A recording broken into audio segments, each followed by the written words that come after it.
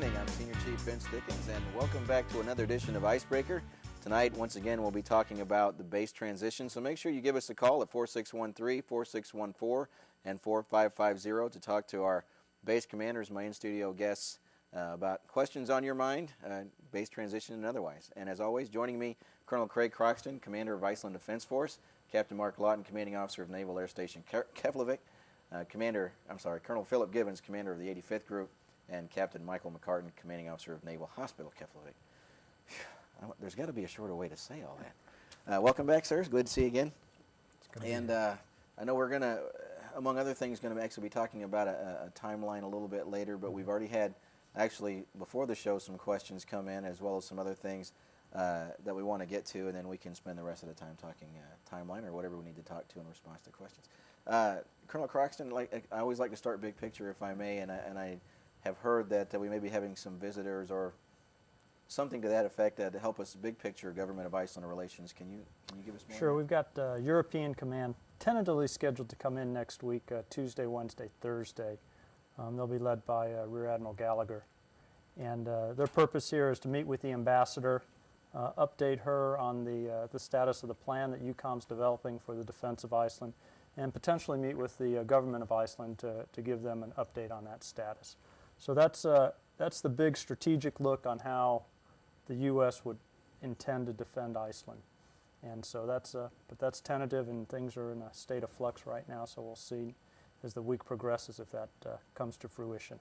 Nice, sir. Well, hopefully in the weeks to come we'll be able to share some of those findings, or not if they do show up right here in Icebreaker. Let me see. Where would I like to start next? Colonel Gibbons, I just want to let you talk about Air Force orders, and those are happy things. People are actually getting somewhere now. Yeah, we're actually making some progress, which is a good thing. The Air Force personnel and the assignments folks that came out the last couple weeks, those assignments have been loaded for the folks that are not moving with the helicopters. And so we expect, and actually we've seen a few of those assignments and orders actually popping out in the last couple days. We expect the wave to start, hopefully the end of this week and early next week, so folks can start planning for their moves, start working and signing up for their household goods shipments, shipping their cars and pets and children and everything else, and just starting to decrease our footprint here, which is our objective. So that's very good news. Awesome. We still got about 75 folks with the RQS and the maintenance, and I'm hoping to get a release on them to be able to start moving, hopefully in the next week or two. If I could, let me just remind folks, with all these orders that are going to be popping out, remind them that the process has changed. We're not signing up for household goods shipments. We will get you counseled. We will do some racking and stacking, and we will, through your chain of command, notify you of when your appointment is to go start that process. And I know we're doing a lot of things differently. For example, there are some people, the first round will be attending a mass preliminary household goods briefing Thursday. In fact, we had our first mass briefing today to get that slug of people that are in April, still remaining in April, that we need to get out in the very early part of May. And then this Thursday at 1500, there's an all hands for Navy to receive group household goods customs briefing. Next Tuesday, the 25th, at the elementary school, the teachers and the GS civilians will receive a group briefing. We're still looking for a date to arrange for the Air Force, and that'll be put out here as soon as we arrange that.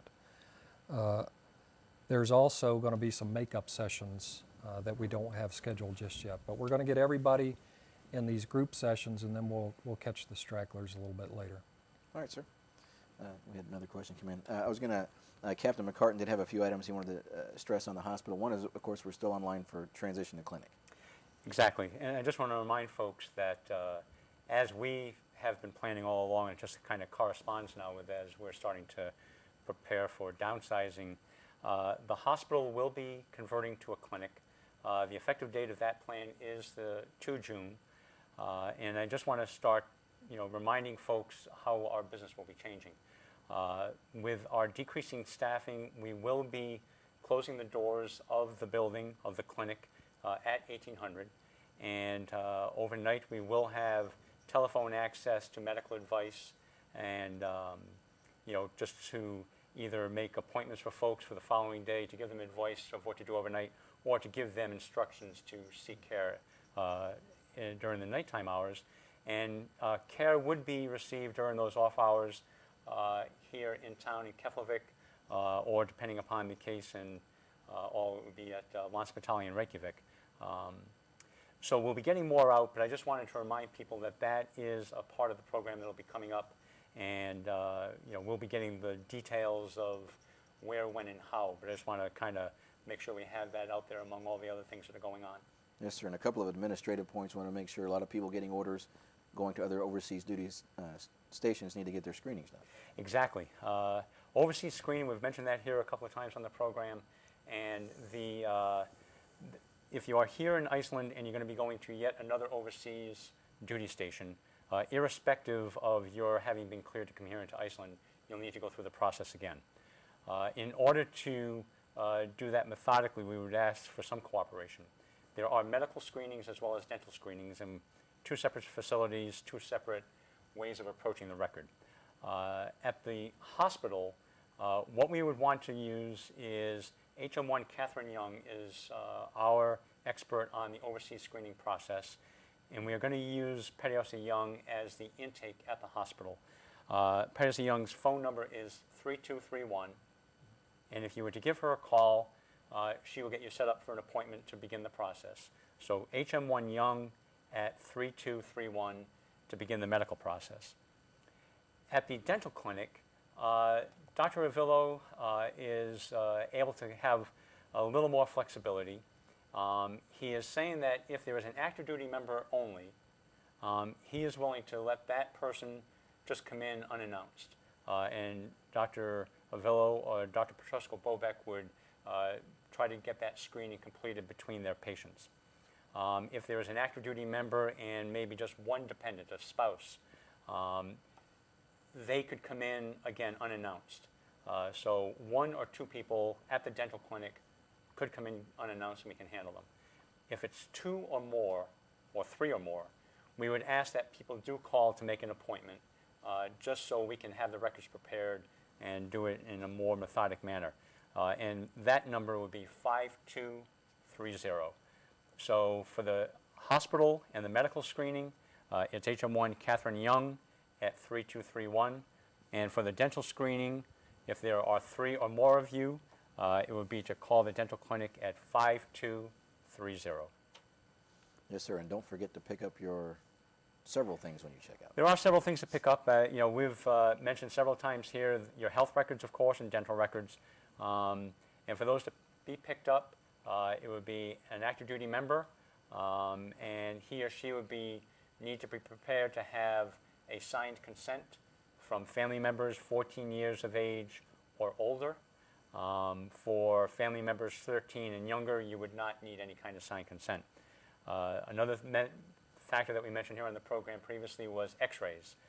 Many people have been up to Reykjavik for various studies, and we have hard films, we have images on compact discs. We want to turn those over to the patients as they move on, because the archive set of these images is being kept in Reykjavik. So we would like to have people take these images with them so that if they can contribute to their care down the line, they have them with them. All right, sir. Thank you. Thank you. June 2nd is the magic day. We actually had several questions come in while we came in. I know we've also got a timeline to still get to. One of the questions that came in before the show was the status of the PW wash rack. Right. Somebody seems concerned that the wash rack has been closed. In fact, to my knowledge, it has not. I believe the entry door is broken and the back door is having to be used, so you go to the back and you back in or drive in and move around as you need to. But do let me remind folks, I was in there 2 weeks ago. My XO has been in there recently. People are going in there and cleaning their cars out and just leaving their trash. If that continues, it probably won't be open because it's taking a lot of manpower to just go in there and haul a lot of garbage out when the dumpster is right outside the door. So use it, but please be smart and clean up after yourself. Yes, sir. The other question we had, one of the other ones, was about the Child Development Center. Right, Or folks getting short notice orders, this question references less than 2 weeks. Is there a waiver so the member doesn't have to pay for care they don't receive? Case by case, of course, we'll entertain that. We know that we're working under some different circumstances than we normally do, and I would just tell folks, you know, bring those things up in the process, and we'll deal with them. Nice, sir. One of the interesting new questions, at least new to me, I haven't seen before, is the Icelandic art that you see hanging around housing units and so Right. forth. Will it be available? Yeah, will it be auctioned off is the question. The answer is basically no. It's government property, and it goes through the DERMO process just like everything else. The last one, well, there's actually two. One is about the possibility of a rotator coming back. Right now, there is not a plan to bring the rotator back. We're exploring our throughput and looking first at commercial sources. We are talking with the folks at Transcom and AMC about channel flights, a rotator type of flight. That is not planned for right now. Could possibly be later in the summer when we start getting some of the peak months of June and July, but not on the books at present. Nice, sir. And just before we jump into the timeline, we did have two remaining questions Colonel Gibbons has been holding on to. One is a question about retraining, folks under retraining orders. Right, and the question is, has any word come down about individuals with retraining packages pending? And will they have to be stationed stateside to attend the tech schools? I'm going to have to defer that one just a little bit as we look at each retraining issue for each individual. And as we close them, we'll notify the retrainee whether or not we'll launch them from here or back to the States. But I think that whoever has an open retraining issue needs to check with their CSS and bring it up through the MSS, and we'll make sure they get the right answer. So that will be it depends. The other question on here, it says, will we get excess baggage waivers on Iceland Air since the weight limit is only 20 kilograms? You can get an excess baggage waiver. That's up to the commander and on the orders. And if you present your case as to why you need more than 20 kilograms, i.e. a PCS with dependents and children, et cetera, and you're going to expand or exceed the 20 kilograms each, then he can authorize that on your orders. The other thing to remember is I think Iceland Air is primarily between us and Europe. So if you're going to another overseas base, you can probably MPS your goods there as well. All right, sir. Thank you. Sir, you want to launch? What I wanted to let our viewers know was that as the captain is talking about some of the items on his timeline, one of the things we're going to try to do is put up a slide so it makes it easier for you to kind of follow along, assuming the gremlins in the machine allow us to do that. Regardless, we're going to push through. If you miss it or just listen to the information, and we're going to make sure on Thursday in post-production we fix that. But for now, we'll see what we get and talk about the timeline zone. Okay. Well, we've spent a lot of time working on this, and I see now it's up on the screen. We've taken a look at our manpower flow as it's drawing down through our exit strategy and taking a look at all the linkages of how it impacts with spousal hires, the GS employees, the DODS teachers. The one part that's out there that we still don't have a good grip on is our local national workforce and how stable that's going to be. So we look at this timeline, and I would tell you these are sort of notional. We think they're pretty good. Things may move around a bit, but it's going to give folks some targets to start planning. Starting over on the left of the slide at 1 May, you'll see the optical shop and the barber shop. Barber shop reducing hours going down to just Monday through Friday, the optical shop closing. And then up above that, 12 May, of course, we know the Navy College is closing, and Cafetar in the Mini Mart is also closing. They've decided to terminate their contract. 27 May, the beauty shop. 31 May, the uniform shop is going to be closing down. We will actually not get rid of everything out of the uniform shop. We'll reduce that down and move some things over a little bit later. But the bare essentials, the Vanguard kind of items, you'll still be able to get. But if you're in need of a new set of khakis or a new set of blues, plan ahead now. If not, you're going to have to be doing that online. The flower shop closing, broadcast AM, and this is up the Senior Chief's alley. AM is still available. but it's going to be over cable. You just Yes, sir. won't be getting it over the airwaves. The skating rink is going to be closed, and I would mention there that as we close the skating rink because of the manpower drawdown, we will make arrangements for folks that have special needs there. I know a lot of people do birthday parties and things like that there. So by appointment, you can still get the skating rink. Moving into June, of course, the schools close the 9th of June. On the 15th of June, we anticipate the youth center drawing down, and we're going to be combining that with the CDC, trying to use our manpower resources as best we can. Toward the end of June, residential long distance is going to be discontinued. That is basically as we know it today because of some of the limitations that NCTL has on some of their equipment. But you will still be able to call in long distance from your home. You're just going to have to use the, like a Next card and use the 6000 number. Dial-up internet will also be discontinued at the end of June. Also, the main store at the NEX is going to be entering a transition period the end of June where we'll actually close that and transition over to the Mini Mart. Along with that, several other things, the cell phone, the Videorama, and the USO gift shop will be closing. As we move over to the right of that, the 15th of July is when we anticipate having the shift done from the NEX to the Mini Mart, standing that up, bringing in the uniform shop in a limited sense, the Icelandic gift shop, DVDs, CDs moving over there, luggage storage, Western Union until the end of August, and we're going to move the laundry and dry cleaning into the Mini Mart. We will probably have some reduced hours on the laundry, dry cleaning.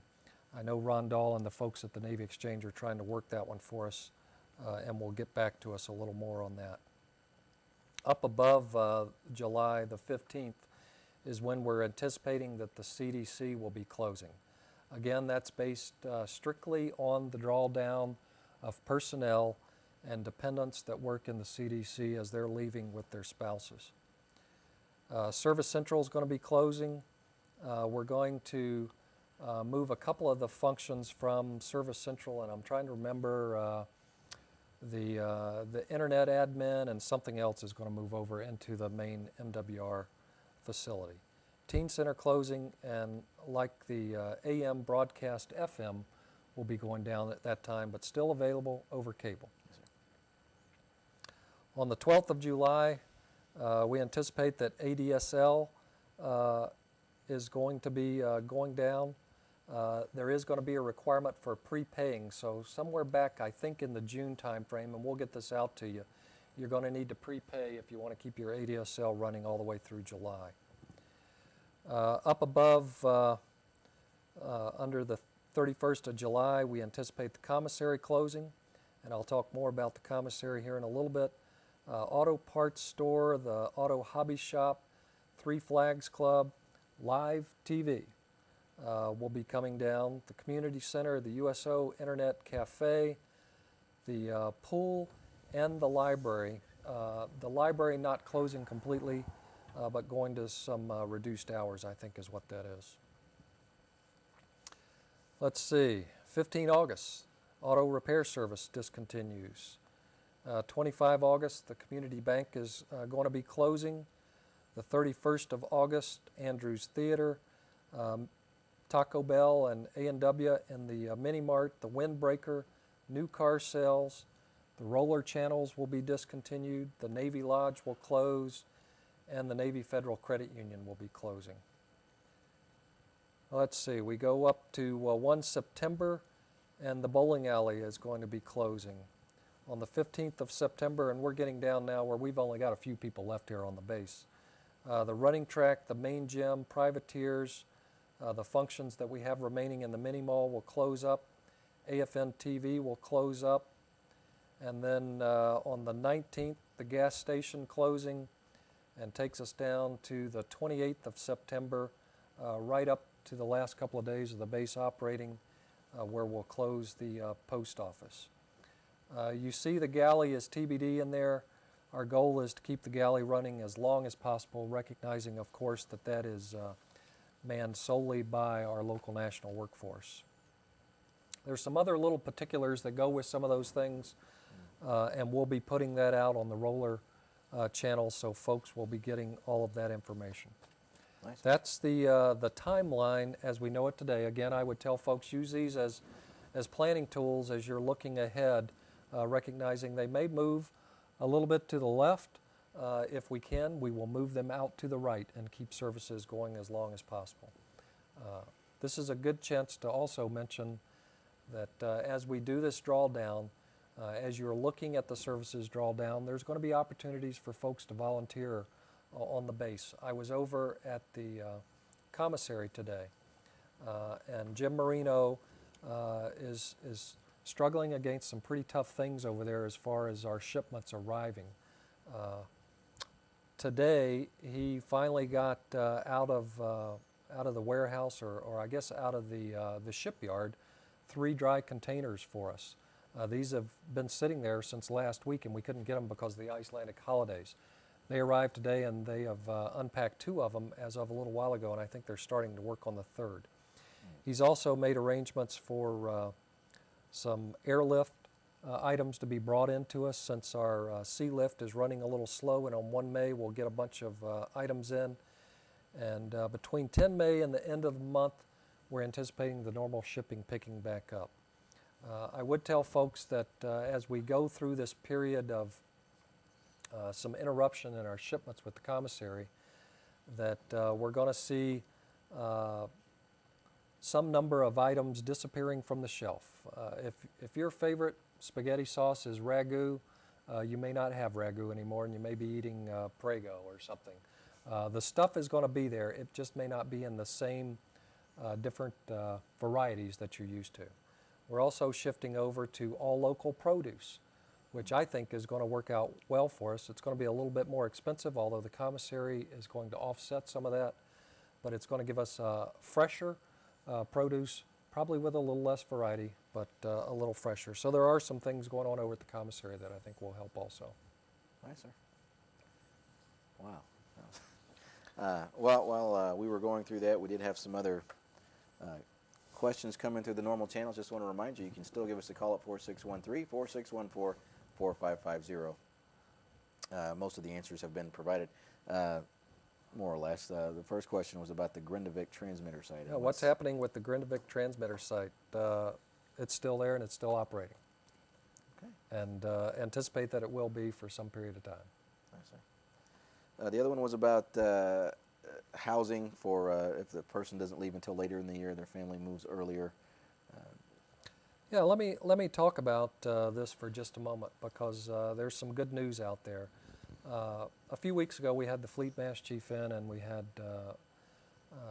the Regional Master Chief in, and they took some questions back and have been working. Today they called with some updates for us. One of them had to do with folks leaving out of here and going back to different locations and being bumped up on the priority list for housing, for on-base housing. That one is still being pulled, but connected with that, we have just gotten today that they're going to give families who utilize CDC, CDH a bump up in the priority for getting their children back into child care when they move. Along with that was the question about when family members move, a family moves part of the family out. The spouse and the children leave and the service member is here for some period of time. Can they stay in family housing? Yes, we're planning on that. There's some waivers we got to put in place, and we're asking for that approval to be granted to myself, vice having to go up to higher headquarters to get that. So I think that'll come through. Along with that comes the ability to then get BAH based upon where the family has been relocated, and single COLA for the service members still remaining behind. So we're working those. And I think that, no promises, but I think that's going to work out. Ice Air and pets. I think we got around, I know we passed the deadline for registration of pets, but it's still a concern. Ice Air has a limitation. Yeah, Ice Air has a limitation. I think it's 4 pets a flight. 7 days a week, they fly. 4 pets. They go into Baltimore, Boston, Orlando, Minneapolis, San Francisco, and where else? I think that if we're putting people on Ice Air, that we're going to be able to work the 122, I think was the last number I saw, of registered pets. We're going to be able to work those in there. And the goal will be to put folks on Ice Air, if at all possible, and their pet riding underneath them as they leave Iceland. And if I could just comment on pets, today I had heard a suggestion that Iceland Air would not fly pets during the summer months. And when I mentioned this at home, my wife called over to Iceland Air, and they said, no, that's not the case. It does require some planning, and that reservations are required. I know coming this direction from the States, sometimes if the ambient temperature exceeds 90 degrees Fahrenheit, they may, at that point, not fly a pet. But I think, as far as I can determine now, I had heard today that they do not fly in the summer, and the information I have is that's not true, that they do fly pets in the summer months. Right. The problem people are going to run into is if they fly from here to Baltimore in July, Right. and then want to transfer their pet over to United and go United from Baltimore to Chicago. And it's You may 92 run into some degrees. difficulty Yeah. there. But that would happen whether you're closing a base or not if you were PCSing. Right. So. The other question was just about CDC and going back to that, and after it closes, if we still have dual military or single parents here, what arrangements are we making for their child care? Well, we've talked about this before. At some point, I'm going to have to close the CDC. We've got CDHs that are out there, and we'll utilize those as long as we possibly can. Hopefully, as the commands are looking at their folks and their special needs, they are considering that and where they are negotiating for them to get orders. I think that was part of the Navy process, and I suspect the Air Force has done a similar thing, trying to get those folks front-loaded and out of here while the services are still available. If there are folks that are here after the CDC closes and they're single parents, then we're going to have to figure out some other options. But if the CDC is not available, it's not available. Maybe you become a stay-at-home mom or dad at that time. Nice, sir. Other question, if after thrift store closes and you have some unwanted items that you don't want in your pack out, where can you donate them? Sure. Kevlar. We're still working that with the Icelandic officials. I think there's been a couple of inquiries, mainly through the district commissioner's office. They have said, and I'm trying to remember back, but I think they've said that we cannot give our cars away to Icelanders. We cannot do garage sales kind of thing and give things away because of the customs and the different laws out there. But we are still looking, if I'm not mistaken, at the charity avenue. There is a Red Cross in Iceland, and we have, the thrift store gives them stuff all the time. So we're still looking at avenues to make that available. I guess maybe we need to look at a collection point or something. It should not be a place to get rid of your trash, though. This should be stuff that's usable, and we don't have the manpower to go through and sort it all out. So folks are going to have to be smart in that. If it's trash, put it in the dumpster and let's get rid of it. Nice, sir. The other question was about the opportunity to buy dermo items that have been turned in. Will we have a crack at it? No, I don't think so. The way I understand it from our dermo folks is the things that they are going to be recycling, so to speak, they have contracts in place for. So to my knowledge, most of those things are not going to be available. Yes, sir. A question came up, we've discussed it a couple of times on other shows and even here tonight with the MPS and the idea that depending on where you're going, you might be able to ship a portion of your items ahead or send some things to yourself that you might need through MPS. But there may be there was some confusion on that one. Right. I think I'm trying to remember what I said last week because this was a topic then, and the folks in the back will correct me if I'm wrong. You can MPS professional gear. So it's got to be stuff related to your work, I think is what you can MPS.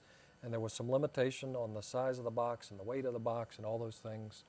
But I don't think you can MPS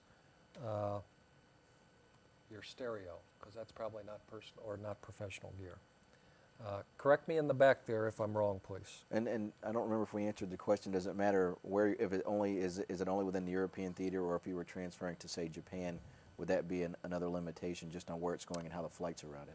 I don't know that. I don't know if it's limited to just Europe or if it reaches out beyond that, but we can find out.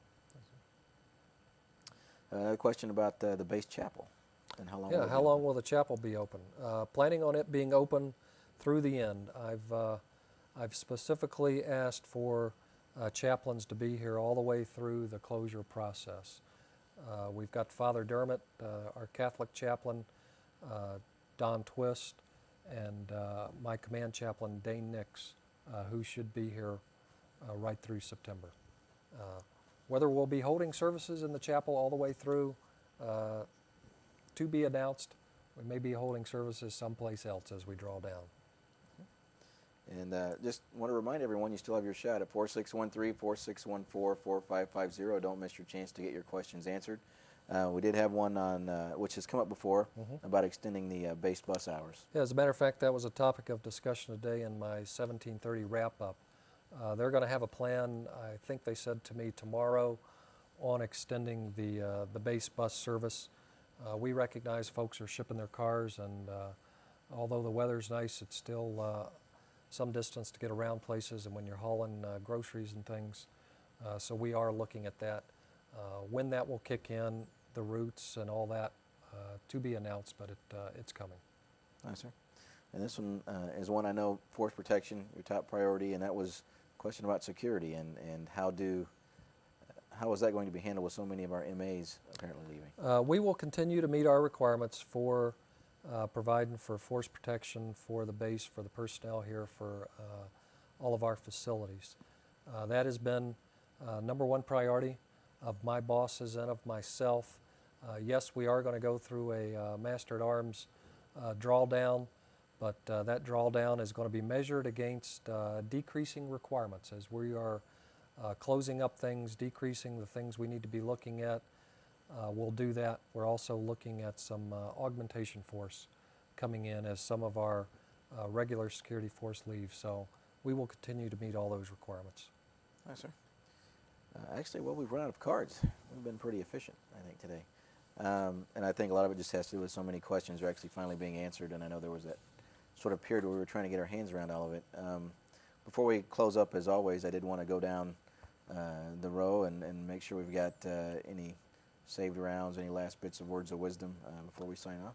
Yeah, let me just talk about a couple of things. Number one, to just say again, this Thursday at 1500 in Andrews Theater, all Navy household goods counseling, a group session.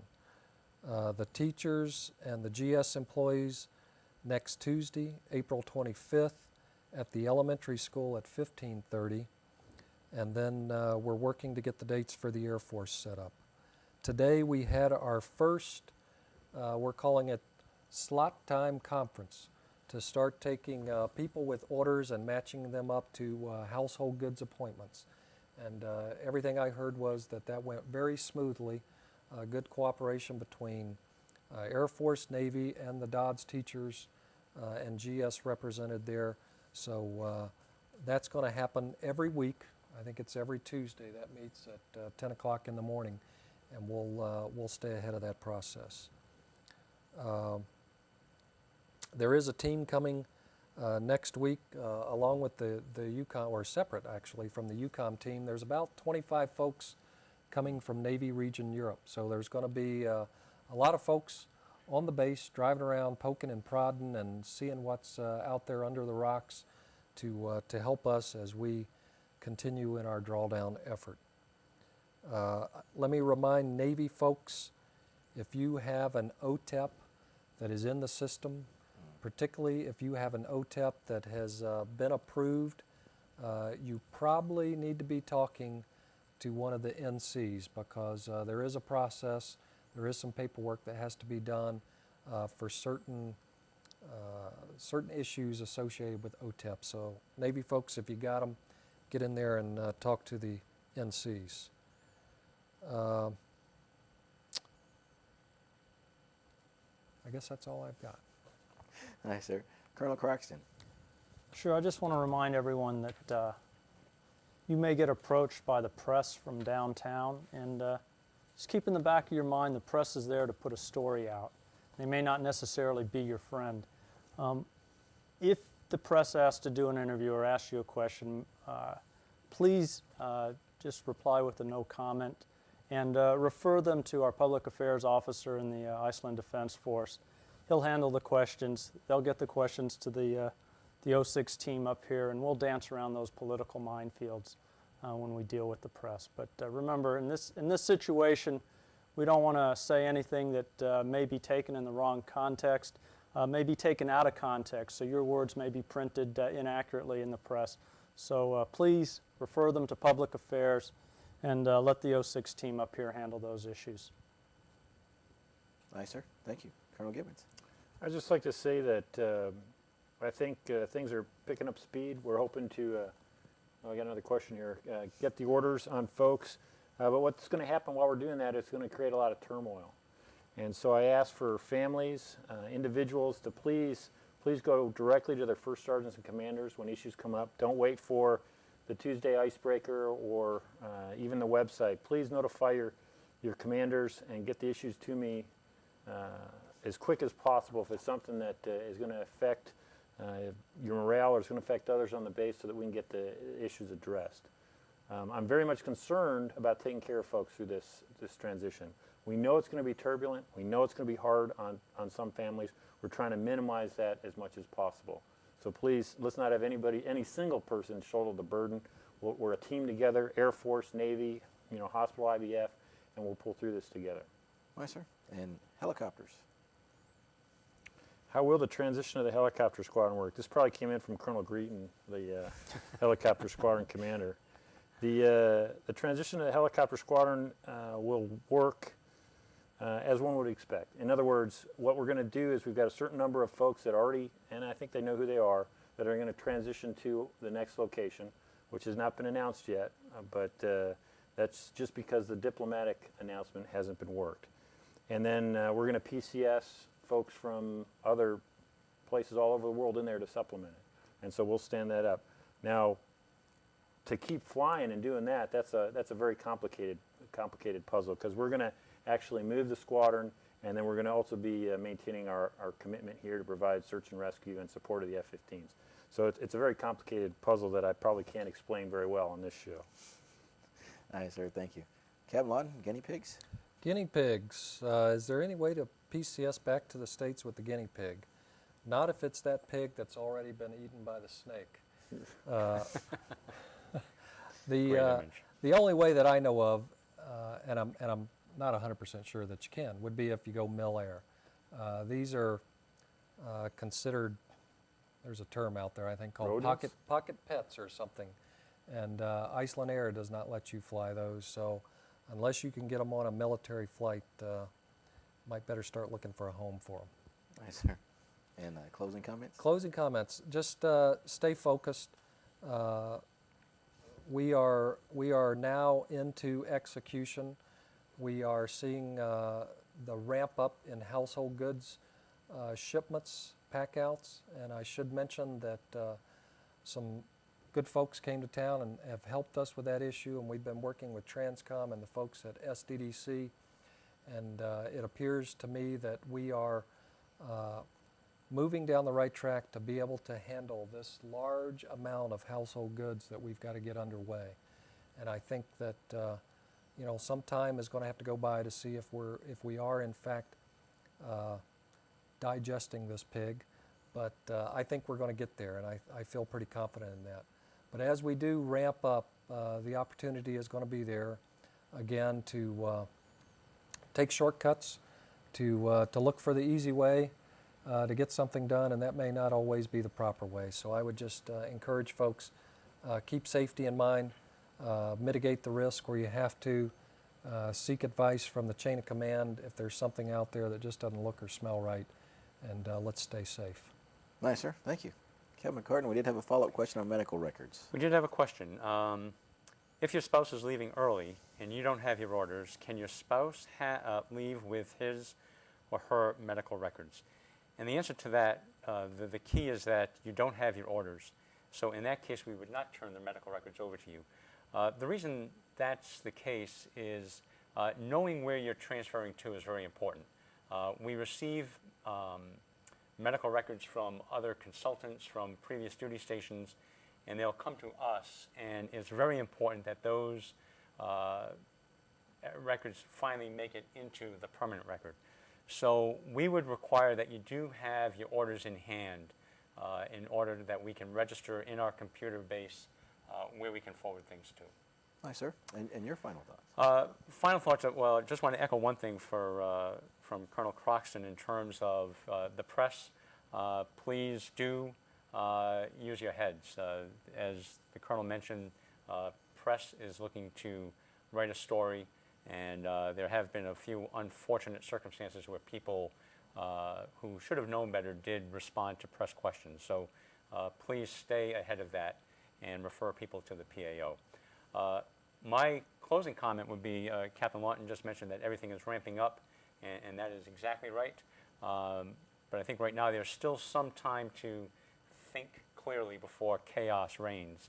And for the health purposes, I just want people to think in terms of those health needs that they may have, whether it is the annual physical, the flight physical, the women's health clinic, PHA, the whole evaluation of having your health record screened, just so that, especially for the Navy folks, when they make it to their next duty station, the required PHA so that you can take your physical readiness test is recorded.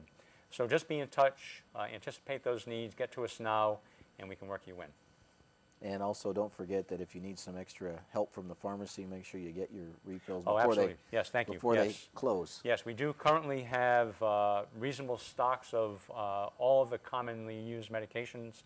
So if you need to get ahead of the game, please come now while stocks remain, and we can get you set up for 2 or 3 months of travel.